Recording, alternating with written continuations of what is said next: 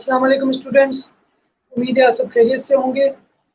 Last lecture में हमने requirement analysis के टॉपिक को स्टार्ट किया था। कंप्लीट नहीं कर पाए थे हम अपने इस टॉपिक को, तो आज इस टॉपिक को कंप्लीट करने की हमारी कोशिश होगी। तो स्टार्ट करते हैं विदाउट वेस्टिंग एनी टाइम। थोड़ा सा बैकग्राउंड गो थ्रू करते हुए, रिक्वायरमेंट एनालिसिस में सबसे पहले हमने पढ़ा कि आइडिया क्या है रिक्वायरमेंट एनालिसिस का, एनालिसिस फेजेस कौन कौन से होते हैं, रिक्वायरमेंट होती क्या है, फिर रिक्वायरमेंट की स्पेसिफिकेशन क्या होती है। उसके बाद फिर हमने पढ़ा कि what are the good characteristics of a good requirement. फिर हमने देखा कि अगर रिक्वायरमेंट सही ना हो, एक्यूरेट ना हो, तो प्रॉब्लम्स क्या आ सकती है। एक डायग्राम के जरिए हमने उसे समझा। फिर हम आगे बढ़े और हमने रिक्वायरमेंट्स की प्रॉब्लम जो आती है उनकी प्रैक्टिस को पढ़ा कि कैसे क्या, जब सॉफ्टवेयर डेवलपर क्या सोचता है, क्या अज्यूम करता है, तो प्रॉब्लम्स आती है रिक्वायरमेंट के साथ। ठीक है, और फिर सोल्यूशन भी बताया उसका, इन प्रॉब्लम्स का सोल्यूशन क्या है। That was the requirements engineering. Okay, requirement engineering की टास्क को हमने डिटेल से पढ़ा, जिन्हें हम प्रीवियसली किसी पिछले लेक्चर में ओवरथ्रू काम करके आए थे। इंसेप्शन को हमने डिटेल से पढ़ा, एलिसिटेशन को पढ़ा, एलिबरेशन को पढ़ा, negotiation, specification, validation and requirements management को पढ़ा। 7 डिफरेंट टास्क को हमने कंप्लीट किया। इंसेप्शन टास्क में हमने डिटेल पढ़ी। फिर हमने इंसेप्शन टास्क में ये पढ़ा कि कौन कौन से सेट ऑफ क्वेश्चंस होते हैं जो इंटरव्यू करते वक्त, रिक्वायरमेंट्स गैदर करते वक्त पूछे जाते हैं। There were 3 set of questions. Okay, उन क्वेश्चंस के बारे में हमने पढ़ा। फिर एलिसिटेशन टास्क को हमने समझा कि उसमें क्या कौन कौन सी चीजें परफॉर्म होती हैं। एलिसिटेशन टास्क प्रोडक्ट में क्या क्या चीजें शामिल होती हैं, ये हमने पढ़ा। उसके बाद फिर हमने एलिब्रेशन टास्क के बारे में पढ़ा कि एलिब्रेशन में हम एलिब्रेट करते हैं प्रीवियस दोनों टास्क की गैदर की हुई इंफॉर्मेशन को, फिर उस पर सबका फीडबैक लिया जाता है। फिर नेगोशिएशन टास्क में हमने पढ़ा कि किस तरह से रिस्क एसोसिएटेड जो है उनको एनालाइज किया जाता है और सारे स्टेक होल्डर्स की फीडबैक लेकर एक डिफाइंड रिक्वायरमेंट डिजाइन की जाती है। स्पेसिफिकेशन टास्क में हमने मेनली जो चीज पढ़ी है जो आपके लिए नोटेबल है, वो है स्पेसिफिकेशन टास्क में सॉफ्टवेयर रिक्वायरमेंट स्पेसिफिकेशन। एक डॉक्यूमेंट जो बनता है वो होता है सॉफ्टवेयर रिक्वायरमेंट स्पेसिफिकेशन, SRS। ये एक फॉर्मल डॉक्यूमेंट है।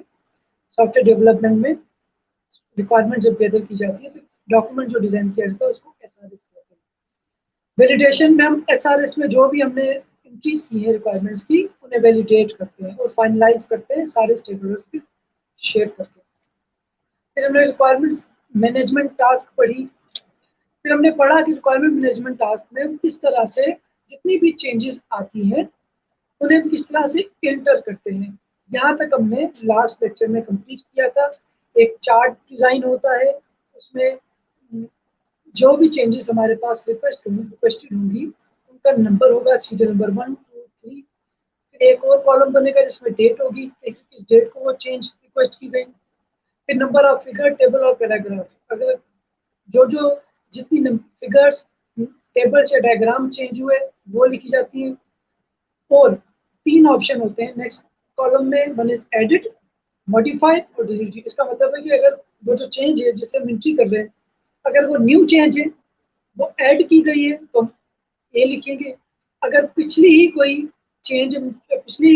डिटेल है उसे मॉडिफाई करवाया गया है तो हम एम लिखेंगे। और अगर किसी चेंज को, किसी रिक्वेस्ट को, किसी फंक्शन को रिमूव करवाया गया तो हम डी लिखेंगे, ताकि पता चल जाएगा कि थी क्या रिक्वेस्ट। फिर टाइटल ऑफ ब्रीफ डिस्क्रिप्शन, जो चेंज रिक्वेस्ट की गई है उसकी ब्रीफली डिस्क्रिप्शन लिखेंगे कि उसमें हमने किस चीज के बारे में थी डिटेल। और फिर चेंज रिक्वेस्ट नंबर, फिर जितनी भी रिक्वेस्ट आएंगी चेंज की, उन सबका सीरियल नंबर। उसके बाद यहाँ से हम रिज्यूम करते हैं अपने टॉपिक्स को। There are 2 types of requirements. One of them is functional, other one is the non functional. Functional requirement relates directly to the process the system has to perform. और information it needs to contain. जो program चलता है, operation होते हैं programme के चलने के मुतालिक जो भी फंक्शन है, उनकी जो रिक्वायरमेंट है वो फंक्शनल रिक्वायरमेंट्स पे जाती है। And non functional requirements refer to behavioural properties that the system must have, such as performance and usability. In non-functional requirements, इन और जो जिसका ताल्लुक सिस्टम के सॉफ्टवेयर के चलने से नहीं है, बैकग्राउंड में जो चीजें हैं वो है हमारी नॉन फंक्शनल रिक्वायरमेंट्स। ये आप देखिए, डिस्क्राइब कर देता हूँ थोड़ा सा इनकी इसको डिटेल में। नॉन फंक्शनल रिक्वायरमेंट कौन सी होती है? ऑपरेशनल में ऑपरेशनल की डिस्क्रिप्शन क्या है? The physical and technical environments in which the system will operate. वो environment फिजिकल या टेक्निकल जिसमें वो सिस्टम चलेगा, यानी फॉर एग्जांपल ये नॉन फंक्शनल का बता रहा हूँ आपको। The system should be able to fit in a pocket और पर्स, यानी सिस्टम इतना इस साइज का हो कि वो जेब में आ जाए या पर्स में आ जाए। ये नॉन फंक्शनल रिक्वायरमेंट है। द सिस्टम ऑपरेशन के हवाले से, the system should be able to integrate with the existing inventory system. अगर कोई इन्वेंटरी सिस्टम ऑलरेडी वहाँ चल रहा है तो जो सिस्टम बने वो ऐसा हो कि उसके साथ इंटीग्रेट कनेक्ट हो सके, ये भी नॉन फंक्शनल है। The system should be able to work on any web browser, किसी भी वेब ब्राउजर पर चल जाए, ऐसी उसकी प्रोग्रामिंग हो बैकएंड पे तो किसी भी वेब ब्राउजर पर चल जाए, ये भी नॉन फंक्शनल है रिलेटेड टू ऑपरेशनल। फिर परफॉर्मेंस में आ जाते हैं non functional, the speed, capacity and reliability of the system, यानी any interaction between the user and the system should not exceed 2 seconds. कोई भी इंटरेक्शन जो है यूजर और स्क्रीन का वो 2 सेकंड से ज्यादा लंबा ना हो, ठीक है? स्पीड उसकी इतनी तेज हो। The system should receive updated inventory information every 15 minutes. तो बैकग्राउंड में इन्वेंटरी सिस्टम हो रही है, उसकी रिपोर्ट, उसका डिटेल जो है इन्वेंटरी इंफॉर्मेशन वो हर 15 मिनट के बाद बैकग्राउंड में खुद ब खुद अपडेट हो जाए। The system should be available for use 24 hours per day, 365 days per year. पूरा साल 365 दिन सिस्टम अवेलेबल हो, डाउन नहीं होना चाहिए, ठीक है? फिर सिक्योरिटी के कॉन्टेक्स्ट में नॉन फंक्शनल रिक्वायरमेंट्स क्या है? Who has authorized access to the system under what circumstances? किसे अथॉरिटी है सिस्टम को चलाने की और किन किन हालात में, किन किन सिचुएशंस में? इसके एग्जांपल्स क्या है? Only direct managers can see personal records of staff. सिर्फ मैनेजर स्टाफ के पर्सनल रिकॉर्ड को देख सकें। ये सब क्या है? ये बैकग्राउंड में प्रोग्रामिंग के जरिए ये फीचर्स ऐड होते हैं, इसलिए non functional. Customers can only see their order history during business hours. Customer अपनी ऑर्डर की हिस्ट्री जो है वो सिर्फ बिजनेस आवर्स में देख सके, ठीक है? Cultural and political non functional की एक और टाइप है, उसमें उसकी डिस्क्रिप्शन क्या होता है? क्या cultural political factors, legal requirements that affect the system. इसके एग्जांपल्स क्या हैं? The system should be able to distinguish between United States and European currency. दोनों कंट्रीज की करेंसी में डिस्टिंग्विश कर सके, जब इंटर करें तो मुझे पूछिए कौन सी करेंसी है, अकॉर्डिंगली उसे कन्वर्ट कर सके। Company policy says that we only buy computers from Dell. किसी और कंपनी से खरीदे हुए कंप्यूटर की एंट्री हो तो डेल के अलावा तो वो उसे एक्सेप्ट ना करे, ऐसी प्रोग्रामिंग हो बैकग्राउंड पे, non functional. Country managers are permitted to authorise customer user interfaces within their units. Country managers सिर्फ अपने यूनिट्स यानी ब्रांचेस के अंदर ही इसे चला सके, बाहर जाकर कहीं ना चला सके, ठीक है? The system shall comply with insurance industry standards. जो इंश्योरेंस इंडस्ट्री के स्टैंडर्ड्स हैं, इंश्योर्ड होते हैं सिस्टम जब ऑर्गेनाइजेशंस या उनके सिस्टम, तो उनके स्टैंडर्ड्स के साथ कंप्लाई करें। स्टैंडर्ड्स का टॉपिक हम अलग से आगे चल के पढ़ेंगे जब क्वालिटी एश्योरेंस को पढ़ेंगे। अब ये हमारी फंक्शनल रिक्वायरमेंट्स है। क्या है एग्जांपल्स? फॉर एग्जांपल प्रिंटिंग करनी है हमें, ये फंक्शन है, काम करने की एक्टिविटी है, यूजर खुद करेगा, बैकग्राउंड में नहीं है, तो printing. For example user can select which pages to print. जब काम करने लगे तो कौन कौन से पेजेस सेलेक्ट कर सके यूजर प्रिंट करने के लिए, ठीक है? The user can view a preview of the pages before printing. User printing से पहले उसका प्रीव्यू देख सके या ना देख सके। ये क्या है, काम जब यूजर कर रहा है, फंक्शन कोई भी अप्लाई कर रहा है, तो ये रिक्वायरमेंट्स है फंक्शनल रिक्वायरमेंट। वो सब क्या थी, इससे पहले वाली बैकग्राउंड में थी, प्रोग्रामिंग के दौरान थी, तो नॉन फंक्शनल थी। The user can change the margins, paper size and orientation of the page. ठीक है, मार्जिन वगैरह चेंज कर सके या ना कर सके। फिर स्पेल चेकिंग है, the user can check for spelling mistakes, कर सके स्पेलिंग मिस्टेक चेक या ना कर सके। System can operate in one of two modes as selected by the users. कोई भी दो यूजर को the system के किसी भी system can operate in one of the two modes, जो दो मोड्स अवेलेबल है सिर्फ उनमें से कोई एक ही मोड सेलेक्ट कर सके कस्टमर या ऑपरेटर। मोड 1 क्या है, मैनुअल, मोड 2 क्या है, ऑटोमेटिक। ये सारी आप इसे डिटेल में पढ़ लीजिएगा। The user can add words to the dictionary, जो डिक्शनरी अवेलेबल है सिस्टम में, उसमें कोई नया वर्ड ऐड कर सके या ना कर सके। The user can mark words as not misspelled but not add them to the dictionary। जो misspelled, जब हम स्पेलिंग चेक करते हैं तो नीचे लाइन आ जाती है रेड कलर की कि स्पेलिंग गलत है, उन्हें मार्क तो कर सके लेकिन उन्हें डिक्शनरी में ऐड ना कर सके, डिक्शनरी में कोई एडिशन ना कर सके। ये सारी फंक्शनल रिक्वायरमेंट्स है। इसी तनाजुर में और क्लियरली आपको समझाया गया कि नॉन फंक्शनल रिक्वायरमेंट्स क्या होती हैं। ऑपरेशनल रिक्वायरमेंट्स में system will operate in Windows and Macintosh environment. System जो है वो सिर्फ विंडोज और मैकिंटोश एनवायरनमेंट में इन्हीं ऑपरेटिंग सिस्टम में काम कर सके। ये क्या है, बैकग्राउंड का काम है, यूजर को इससे कोई कंसर्न नहीं है, फंक्शनल नहीं है। System will be able to read and write Word documents, RTF and HTML. System को वर्ड डॉक्यूमेंट्स लिखने की फैसिलिटी हो या ना, यानी फैसिलिटीज जो अवेलेबल हैं उनके बारे में है नॉन फंक्शनल, और उन फैसिलिटीज को इस्तेमाल कैसे किया जा सकता है ये फंक्शनल। और आसान करके समझा रहा हूँ, ठीक है। फिर परफॉर्मेंस कैसी हो, सिक्योरिटी में कौन कौन से रिस्ट्रिक्शंस हो, कल्चरल एंड पॉलिटिकल रिक्वायरमेंट्स कौन कौन सी हो, ये सब नॉन फंक्शनल रिक्वायरमेंट्स, ठीक है। अब हम बढ़ते हैं एनालिसिस फेज की तरफ। स्टेप्स ऑफ एनालिसिस, एनालाइज कैसे किया जाता है रिक्वायरमेंट्स को, ठीक है। There are 3 steps of analysis. First one is understand the as is system.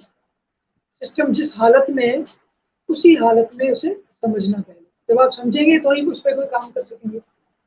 फिर आइडेंटिफाई इम्प्रूवमेंट, फिर देखना कि इसमें इम्प्रूवमेंट्स की गुंजाइश कौन कौन सी है, और फिर उसे डेवलप करना रिक्वायरमेंट्स के मुताबिक कि सिस्टम कैसा होना चाहिए, टू बी सिस्टम, ठीक है। 3 steps. There are 3 techniques to analyze the requirements. Requirements को एनालाइज करने के 3 स्टेप्स हैं, और ये 3 टेक्निक्स हैं जिन पर ये तीनों स्टेप्स परफॉर्म होते हैं। पहली है business process automation. It does not change basic operation, only automate some operation. जो हमारे ऑपरेशन हैं बेसिक, उन्हें चेंज नहीं करता, सिर्फ उन्हें ऑटोमेट कर देगा। फॉर एग्जाम्पल, कोई ऐसा सॉफ्टवेयर है जिसमें हम इन्वेंट्री की जो रिपोर्ट है रोजाना खुद जनरेट करते हैं और खुद ही ईमेल करते हैं अपने मैनेजर को या हेड को, बॉस को। तो उसमें ऐसा फीचर ऐड कर दिया जाए कि वो खुद ही जनरेट हो ऑटोमेटिकली, और एक सर्टेन स्केड्यूल के मुताबिक ईमेल हो जाए, हमें खुद करना ना पड़े। तो ये है बिजनेस प्रोसेस ऑटोमेशन, ठीक है। इसकी 2 टेक्निक्स है, problem analysis and root cause analysis. इसमें हम प्रॉब्लम को एनालाइज करते हैं और फिर उसकी रूट कॉज को एनालाइज करते हैं। सेकंड टेक्निक है business process improvement, business process improvement changes. इसमें हम क्या करते हैं, पिछले वाले में तो ऑटोमेट कर रहे थे ना किसी भी ऑप्शन को, किसी भी फीचर को। इसमें भी ये करते हैं हाउ एन ऑर्गेनाइजेशन ऑपरेट्स। इदारा, कोई भी ऑर्गेनाइजेशन चल कैसे रही है, changes operation with new technique. जो ऑपरेशन है उन्हें न्यू टेक्निक के जरिए चेंज कर दिया जाए, पूरे ऑपरेशन को चेंज कर दिया जाए, so that can improve the efficiency and improve the effectiveness. किसी भी पर्टिकुलर ऑपरेशन को, किसी भी पर्टिकुलर प्रोसेस को चेंज कर दिया जाए, इम्प्रूव, ताकि उसकी एफिशिएंसी और इफेक्टिवनेस बढ़ सके। यानी यूजर जनरेट करता था 15 दिन की रिपोर्ट, तो उसे चेंज करके रेगुलर रिपोर्ट जनरेट करने का ऑप्शन उसमें ऐड कर दिया गया। तो ये है बिजनेस प्रोसेस इंप्रूवमेंट, रोजाना की बुनियाद पर रिपोर्ट जनरेट होगी। बीपीआई के कंपोनेंट्स कौन से हैं? ड्यूरेशन एनालिसिस, इसमें हम हर प्रोसेस को परफॉर्म करने का जो टाइम हमारा एस्टिमेटेड होगा उसे एनालाइज करते हैं। फिर एग्जामाइन करते हैं मेजर प्रोसेस कॉस्ट, फिर कॉस्ट को एनालाइज करते हैं कि कितना खर्चा आएगा। फिर इनफॉर्मल बेंचमार्किंग, यानी studies how other organisation perform business process, benchmarks को ऑब्जर्व करते हैं, एनालाइज करते हैं कि अदर ऑर्गेनाइजेशन में ये पर्टिकुलर काम किस तरह से हो, ठीक है, ताकि हम अगर वो बेहतर है या बेहतरीन है तो हम उसी मॉडल को अपने पास इनकॉर्पोरेट कर सकें इम्प्रूवमेंट, ठीक है। थर्ड टेक्निक बिजनेस प्रोसेस री इंजीनियरिंग, ये बहुत बड़ी फील्ड है, सेपरेट टॉपिक है। मैंने बिजनेस प्रोसेस री इंजीनियरिंग का अपनी पीएचडी में पूरा सब्जेक्ट पढ़ा है, ठीक है। इसका मतलब ये है कि पूरा का पूरा कोई भी ऑपरेशन नए सिरे से बना दिया जाए, ठीक है। पहले वाले में हमने क्या किया था, टेक्निक में किसी भी एक पर्टिकुलर ऑपरेशन को, फंक्शन को ऑटोमेट कर दिया था। दूसरे में हमने किसी भी एक प्रोसेस को इम्प्रूव किया, उसे बेहतर किया, प्रोसेस वही रहा, बेसिक उसका चेंज नहीं हुआ। बिजनेस प्रोसेस री इंजीनियरिंग में we change the entire process, entire operation significantly, radically change of any business process is the business process engineering। लेकिन इसमें याद रखिएगा टेक्नोलॉजी लाजमी इन्वॉल्व होती है।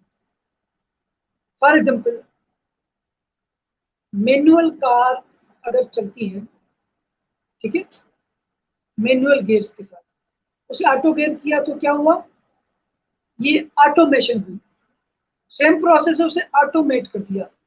लेकिन अगर पूरी कार ड्राइवर लेस चलने लग जाए, बगैर ड्राइवर के चलने लग जाए, सेंसर से ऑटोमेटिकली खुद ही चलने लग जाए, तो ये पूरा प्रोसेस री इंजीनियर हो गया, ठीक है। This is the difference between improvement and the री इंजीनियरिंग, ठीक है। तो हम इस बेस पर ये जो टेक्निक्स तीन हमने सेलेक्ट पढ़ी अभी, इन्हें जब सेलेक्ट करते हैं, वन ऑफ देम, किन बेसिस पर इन्हें सेलेक्ट करते हैं, कौन सी अप्रोप्रिएट है हमारे लिए इस पर्टिकुलर प्रोजेक्ट में। असेसमेंट करते हैं पोटेंशियल बिजनेस वैल्यू की। सबसे पहले वो देखेंगे कि हमारा जो बिजनेस है, ऑर्गेनाइजेशन है जिसके लिए हम ये टास्क परफॉर्म करने जा रहे हैं, वो है कितनी वैल्यू का, तो कितनी ज्यादा जरूरत है उसे, कितने बड़े लेवल की वो ऑर्गेनाइजेशन है, पहले तो हम ये एसेस करते हैं। फिर डिटरमाइन करते हैं प्रोजेक्ट कॉस्ट, तो देखते हैं कि पूरे प्रोजेक्ट में कॉस्ट कितनी लगेगी। फिर स्पेसिफाई करते हैं स्कोप ऑफ एनालिसिस, कि काम किस हद तक हमने करना है, कितना करना है काम। तो फिर डिटरमाइन करते हैं रिस्क ऑफ फेलियर। ये चारों चीजें करके, एनालाइज करके, इनकी बेसिस पर हम एप्रोप्रिएट टेक्निक सेलेक्ट करते हैं किसी भी प्रोजेक्ट के लिए, ठीक है। कैरेक्टरिस्टिक्स क्या है एनालिसिस की, ये देखिए। पोटेंशियल बिजनेस वैल्यू जब हम एनालाइज करेंगे तो बिजनेस प्रोसेस ऑटोमेशन में हम इसे लो मॉडरेट रखेंगे। बिजनेस प्रोसेस ऑटोमेशन जो है वो लो मॉडरेट यानी छोटे बिजनेसेस पर अप्लाई होता है, ठीक है। बिजनेस प्रोसेस इंप्रूवमेंट जो है वो दरमियाने लेवल के ऑर्गेनाइजेशंस पर अप्लाई होता है। तो बिजनेस प्रोसेस री इंजीनियरिंग तो पूरा का पूरा री इंजीनियर होगा, तो वो बड़ी ऑर्गेनाइजेशन के लिए ही डिजाइन किया जाएगा, तो इसका business potential business value high होगा। इसी तरह प्रोजेक्ट कॉस्ट ऑटोमेशन में कम होगी, इंप्रूवमेंट में लो मॉडरेट होगी और इंजीनियरिंग में हाई होगी। एनालिसिस जो का स्कोप होगा और नैरो होगा, छोटा सा काम होगा कोई ऑटोमेशन में। इंप्रूवमेंट में दरमियाने लेवल का काम होगा, बस इंप्रूव ही करना है प्रोसेस को, या ऑटोमेट करना है या इंप्रूव करना है, चेंज करना है। और इंजीनियरिंग में वेरी ब्रॉड, पूरा का पूरा चेंज कर देना। रिस्क ऑटोमेशन में बहुत लो है, क्योंकि जब जब हम बहुत बड़ा चेंज करने ही नहीं जा रहे तो रिस्क भी इतना नहीं होगा। इम्प्रूवमेंट में दरमियाने लेवल का है और री इंजीनियरिंग में बहुत बड़ा रिस्क है, पूरा का पूरा रीडिजाइन कर रहे हैं। तो ऐसा हो सकता है कि हमारा पिछला डिजाइन भी जाए, हमारा पूरा बिजनेस ही स्टेक पर लग जाएगा। Then we move towards how we gather the requirements. What are the principles to gather the requirements? पहले का फेस था रिक्वायरमेंट्स को एनालाइज कैसे करते हैं। इन रिक्वायरमेंट्स को जो हम गैदर करते हैं अपने स्टेक होल्डर से, how to gather them, let's look at 5 basic steps to gather the information or the requirements. First one is the selecting the interviews. वो कौन कौन से लोग हैं जिनसे आप इंटरव्यू करेंगे रिक्वायरमेंट गैदर करने के लिए, जो आपके लिए रेलिवेंट है, गैर जरूरी नहीं है, ठीक है, जिनसे आपको लगता है कि बेहतर इंफॉर्मेशन रिक्वायरमेंट मिल सकती है। And designing the interview questions, फिर आप इंटरव्यू के क्वेश्चंस का डिजाइन बनाएंगे कि क्या क्या पूछना चाहिए। प्रिपेयर फॉर द इंटरव्यू, फिर प्रिपरेशन करेंगे, टाइम लेंगे उनसे, अपनी रिक्वायरमेंट जो साथ में चीजें लेकर जानी है वो सब अवेलेबल करेंगे और आप पहुंचेंगे इंटरव्यू करने। फिर कंडक्टिंग द इंटरव्यू, और फिर आप इंटरव्यू कंडक्ट करेंगे। और फिर आती है हमारी पोस्ट इंटरव्यू फॉलोअप। क्या होती है अभी पढ़ते हैं। पहला स्टेप सिलेक्टिंग इंटरव्यूज, किन किन से इंटरव्यू करेंगे। इसमें क्या होता है, based on information needed, obviously जो इंफॉर्मेशन में चाहिए होगी उसी की बुनियाद पर हम सिलेक्ट करते हैं। Often good to get different perspective, बेहतर होता है कि डिफरेंट पर्सपेक्टिव, डिफरेंट लोगों के व्यू पॉइंट्स लिए जाए, ताकि पता चले कहीं कोई कंफ्लिक्ट तो नहीं आ रहा, कोई नई चीज तो हमें नहीं मिल रही। यानी मैनेजर्स से भी किया जाए इंटरव्यू, यूजर्स जो यूज करेंगे उस सॉफ्टवेयर को उनसे भी किया जाए इंटरव्यू। आइडियली सारे स्टेक होल्डर से इंटरव्यू किया जाए ताकि पता चले कि एक्चुअली इनकी रिक्वायरमेंट क्या है। ये है क्वेश्चंस के टाइप, किस तरह के क्वेश्चन बनते हैं। 3 तरह के क्वेश्चन डिजाइन होते हैं। Close ended questions, for example जिसका जवाब टू द पॉइंट होगा, स्पेसिफिक होगा, चेंज नहीं होगा, वेरिएशन नहीं होगी, मूव नहीं होगा। For example how many telephone orders are receive per day, एक दिन में आपको कितने ऑर्डर्स रिसीव होते हैं टेलीफोन के लिए, टेलीफोन पर। इसका जवाब सीधा सीधा होगा, समरी होगी, बताओ उन्होंने कितने ऑर्डर रिसीव होते हैं, इसमें कोई पूछ नीच नहीं है जवाब में। How do customers place order, किन किन तरह से, किन किन सोर्सेज से कस्टमर को ऑर्डर दे सकता है, ऑनलाइन दे सकता है, टेलीफोन पर दे सकता है, पर्सनली फिजिकली आके दे सकता है। स्पेसिफिक जवाब है। What additional information would you like new system to provide, आपका जो नया सिस्टम है उसमें आप क्या क्या मजीद चाहते हैं। Direct close ended question, direct आपको बताया जाएगा वो उन्हें चाहते क्या है नए सिस्टम। फिर सेकंड टाइप ऑफ क्वेश्चंस है ओपन एंडेड क्वेश्चंस, जिनमें आपके पास थोड़ा सा ओपन ऑप्शन है कि आप खुल के जवाब दे सकते हैं, लिमिटेड नहीं है आपका स्कोप जवाब देने का। For example what do you think about the current system, मौजूदा जो आपका सिस्टम है जो चल रहा है, इसमें आप इंप्रूवमेंट चाहते हैं, चेंज चाहते हैं, उसके बारे में आपका क्या ख्याल है। हर कोई अपने अपनी तरह से जवाब देगा, इसमें ये ओपन एंडेड नहीं। What are some of the problems you face on a daily basis, रोजाना आप कौन कौन सी प्रॉब्लम्स को फेस करते हैं। Everybody will be replying on their own viewpoint. This is open-ended question. How do you decide what types of marketing campaign to run? कैसे decide करते हैं कि मार्केटिंग किस तरह की जाए। सब लोग अपने अपने तरीके से बताएंगे, जिस तरह से वो अपना मार्केटिंग का काम करते हैं, अपनी अप्रोचेस बताएंगे। Open ended question. Third type of questions are probing questions, जो आपको टटोलेंगे। फॉर एग्जांपल व्हाई, जब आपने वाई पूछा तो आपको सामने वाले को बहुत डिटेल में अंदर से जवाब देना पड़ेगा, अपनी टोटल पूरी की पूरी अपने जहन से बताना पड़ेगा। इसमें कोई भी 2 लोग एक जैसा शायद ही बताए। फिर can you give me an example, या आप पूछते अच्छा कोई मिसाल दे, तो हर कोई एक जैसी मिसाल तो देगा नहीं, ये problem question. Can you explain that in a bit more detail, थोड़ी सी और तफसील देंगे, बताएंगे मुझे। तो इस सवाल के जवाब में भी हर कोई अपनी मर्जी से आपको जवाब देगा। Now these are 3 types of questions supposed to be included in the interviews to gather the requirements of the information from the stakeholders. Questions किस तरह से डिजाइन होंगे, फिर इन्हीं क्वेश्चंस, टाइप ऑफ क्वेश्चन किस तरह आप डिजाइन करेंगे। अनस्ट्रक्चर्ड इंटरव्यू होता है, एक होता है अनस्ट्रक्चर्ड इंटरव्यू, दूसरा होता है स्ट्रक्चर्ड इंटरव्यू। अनस्ट्रक्चर्ड का ये है कि वैसे ही आप मिलने चले गए बगैर तैयारी के और उनसे सवाल जवाब कर लिए, रफली इंफॉर्मेशन गैदर कर ली। स्ट्रक्चर ये होता है जिसमें आप स्पेसिफिक मालूमात पूछते हैं, टू द पॉइंट सवाल पूछते हैं, ठीक है। फिर इंटरव्यू की तैयारी के लिए आपको कौन कौन से स्टेप्स को ध्यान में रखना होगा? What are the steps should be included before the preparation of your interview? First one is prepare general interview plan. Interview plan जो जनरल आता है उसे तैयार करें। उसमें क्या होगा? List of questions, obviously questions की लिस्ट बना ले। एंटिसिपेटेड आंसर एंड फॉलो, जो आपका ख्याल है कि जवाब आएंगे तो फिर उसके जवाब में आपने क्या करना है ये भी आप लिख लेंगे, ठीक है। फिर कंफर्म एरियाज ऑफ नॉलेज, जो जिस फील्ड के बारे में आप सवाल करने जा रहे हैं उस फील्ड के बारे में आपने सवाल बनाए हैं तो आप उसके बारे में दोबारा से एक दफा पढ़ लें, कंफर्म कर लें कि बिल्कुल ठीक है आपकी नॉलेज इस फील्ड के बारे में।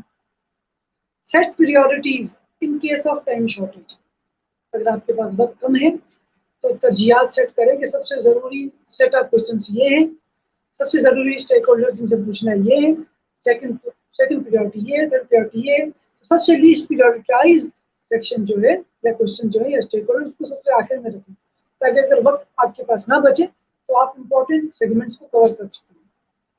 फिर आप इंटरव्यूई को तैयार करेंगे, उसके साथ कोऑर्डिनेट करेंगे, यानी स्केड्यूल तय करेंगे कब करना है interview.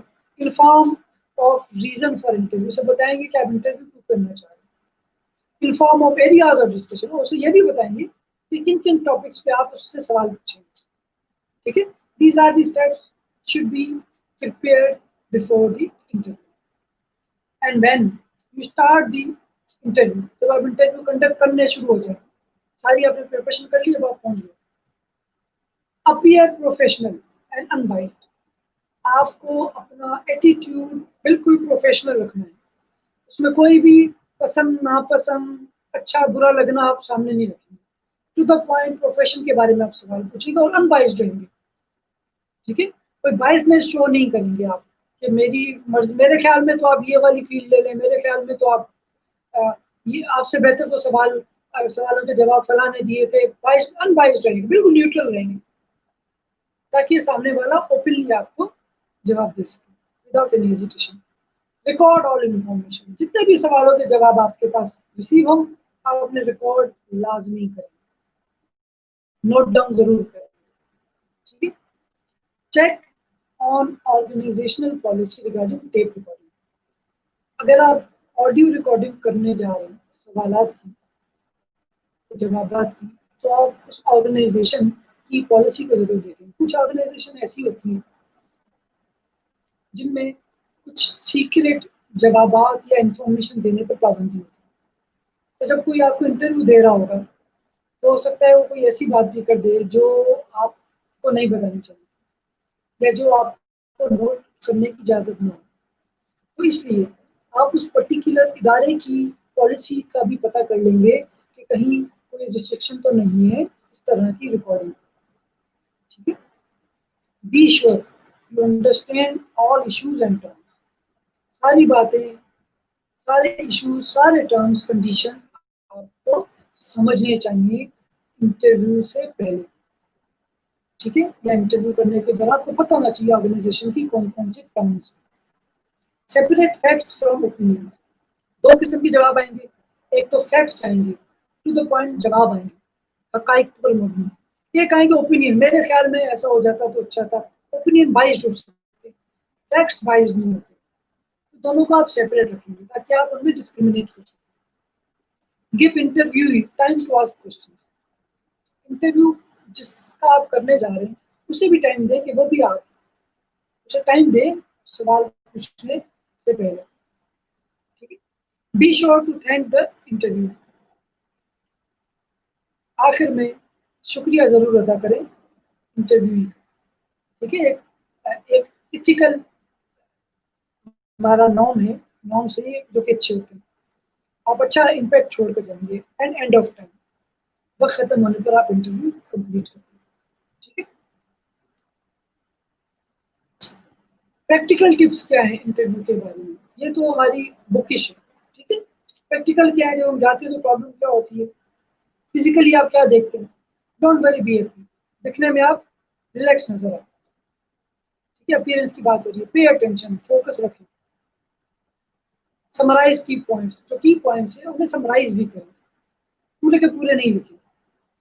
B succinct and be honest, बिल्कुल सिंसियरली अनबाइज्ड होकर ऑनेस्ट होकर लिखिए, जो बताया जा रहा है सिर्फ वही आपने नोट करना है। ठीक है, वॉच बॉडी लैंग्वेज, सामने वाले की बॉडी लैंग्वेज भी नोट करें, हो सकता है उससे भी आपको आसानी हो, सवाल का टॉपिक चाहिए, हो सकता है कोई सामने वाला इंटरव्यू जो है डिस्कम्फर्ट फील कर रहा हो आपके किसी सवाल से, तो आप उसे स्पेस दे सकें, आप उसे टाइम दे सकें, रिलैक्स होने दें, या टॉपिक चेंज कर सकें। ठीक है, पोस्ट इंटरव्यू फॉलोअप्स क्या होते हैं, इंटरव्यू होने के बाद के फॉलोअप्स क्या होते हैं, प्रिपेयर इंटरव्यू नोट्स, जो आपने इंटरव्यू कर लिया, गैदर कर ली इंफॉर्मेशन, रिकॉर्डिंग कर ली, अब आप उसके नोट्स बनाएंगे, जिस तरह हम लेक्चर के नोट्स बनाते हैं इम्तिहानात की तैयारी से पहले, आप स्टूडेंट्स और हम सब भी बनाते थे, वो है फॉलो, लेक्चर कंप्लीट हो गए फिर आप नोट्स बनाते हैं, इसी तरह इंटरव्यू कंप्लीट हो गया, फिर जो इन्फॉर्मेशन गैदर की उस पर नोट्स बनाएंगे, फिर इंटरव्यू रिपोर्ट, और इंटरव्यू की रिपोर्ट बनाएंगे जो आपको अपनी ऑर्गेनाइजेशन में सबमिट करनी है ऑफिशियल। ठीक है, नोट्स अपने लिए, रिपोर्ट आपके पेरेंट इदारे के लिए, उनके रिकॉर्ड के लिए, ताकि पता चले आपने किन किन चीज़ों को अकोमोडेट किया। Look for gaps and new question, फिर आप देखिए कि कहाँ आपको कोई रिक्वायरमेंट का जवाब मिलना चाहिए था, सवाल का नहीं मिला या क्लियर नहीं है, तो फिर उसी के बेस पे और नए क्वेश्चन बना लें कि अगली दफा इनसे ये सवाल पूछूंगा जिनका जवाब अभी तक मुझे नहीं मिला। ठीक है, तो ये फॉलो अप एक्टिविटीज है, ये टेम्पलेट है इंटरव्यू रिपोर्ट का, जो बनाकर आगे जमा किया जाता है, जिसमें इंटरव्यू नोट्स लिखे जाते हैं, अप्रूव आप अपने साइन करते हैं, पर्सन इंटरव्यू जिससे इंटरव्यू किया उसका नाम लिखते हैं, इंटरव्यूअर कौन है उसका नाम लिखेंगे, डेट लिखेंगे जिस डेट को इंटरव्यू हुआ, प्राइमरी पर्पस ऑब्जेक्टिव क्या था सवाल पूछने का, इंटरव्यू करने का, समरी ऑफ इंटरव्यू जो इन्फॉर्मेशन आपको उसकी समरी लिखेंगे, ओपन आइटम्स जो चीज़ें बिल्कुल ओपन थी जिन्हें नोट किया जाए ना किया जाए वो लिखेंगे, और डिटेल नोट्स चाहिए। ये टेम्पलेट है, इदारों में डिफरेंट टेम्पलेट्स बन सकते हैं, ये जनरल आपकी अंडरस्टैंडिंग के लिए टेम्पलेट। फिर आता है हमारे पास जॉइंट एप्लीकेशन डिजाइन, JAD एक टेक्निक है, करती क्या है, allows project managers, users and developers to work together। ये प्रोजेक्ट के मैनेजर, यूजर, डेवलपर को एक साथ काम करने का मौका देती है, जिससे स्कोप जो है डेवलपमेंट का वो 50% कम हो जाता है, लोग मिलकर काम करेंगे तो 50% कम हो जाएगा। Avoids requirements being too specific और टू वेग, इसके जरिए रिक्वायरमेंट्स को बहुत ज्यादा टू द पॉइंट या बहुत ज्यादा अनक्लियर होने से भी बचा जा सकता है। इंपॉर्टेंट रोल्स क्या हैं इसके, कौन कौन से रोल होते हैं, एक होता है फैसिलिटेटर, मैंने आपको पहले भी बताया था, मैंने कम्युनिकेशन के फेज में जब हम फ्रेमवर्क एक्टिविटीज पढ़ रहे थे, जब आप कंडक्ट कर रहे हो इंटरव्यू रिक्वायरमेंट्स गैदर करने के लिए, तो बेहतर है कि एक फैसिलिटेटर, मीडिएटर भी हायर करें या अवेलेबल रखें, जो आपकी चीज़ों को नोट करे, दोनों के दरमियान कोई कंफ्लिक्ट आए तो उसे दूर कर सके। Then scribe, assist the facilitator by recording notes, making copies, recording के काम भी आएगा। इसी तरह project team, users and management, ये सब पार्ट है इस टेक्निक के। फिर सीटिंग जो है हमारी वो यू शेप में होनी चाहिए, गैदरिंग के वक्त, रिक्वायरमेंट गैदरिंग के वक्त जब आपकी डिस्कशन हो रही है तो यू शेप में सीटिंग होनी चाहिए। अवे फ्रॉम डिस्ट्रैक्शन, जहाँ बहुत ज्यादा आवाजें आती हों, शोर शराबा हो तो बाहर, वहां से दूर, खामोशी में, सन्नाटे में, रिलैक्स माहौल में। व्हाइट बोर्ड और फ्लिप चार्ट भी आपके पास अवेलेबल होना चाहिए, जिसपे आप कुछ चाहें तो लिख सकते हैं। तो प्रोटोटाइपिंग टूल्स भी होने चाहिए, मॉडल्स भी होने चाहिए आपके पास समझाने के लिए। और जेड ये एप्लीकेशन जो डिज़ाइन है ये ऑनलाइन भी आपके पास अवेलेबल होनी चाहिए। ये देखिए एक डायग्राम है, जिस तरह से इंटरव्यू या डिस्कशन की जा रही है उसका एक डायग्राम है, जो भी आपको बताया यू शेप में है, स्क्रीन भी है, व्हाइट बोर्ड भी है, और बैठे हुए भी सब दूर दूर है, सिस्टम के सबके पास, ठीक है।